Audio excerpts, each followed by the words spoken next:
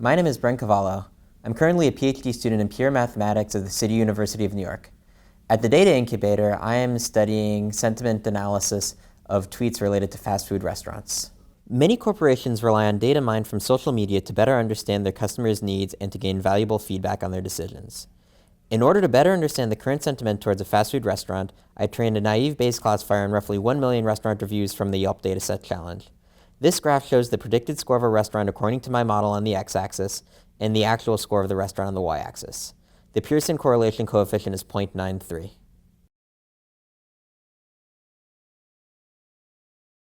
Following this, I set the classifier loose on tweets relating to 5 fast food chains: McDonald's, Starbucks, Pizza Hut, Taco Bell, and KFC. For a given restaurant, this graph displays an hour-long rolling average of the ratio of positive tweets to total tweets calculated every 10 minutes. The tweets are being streamed live via the Twitter streaming API and are then classified and saved into a Postgres database.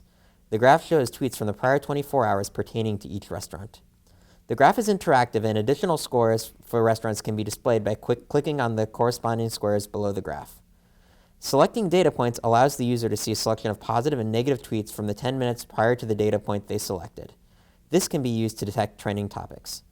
For instance, if we select McDonald's at 1:20 p.m. earlier today, we can see that people are excited about 24-hour breakfast, which is being debuted in San Diego today.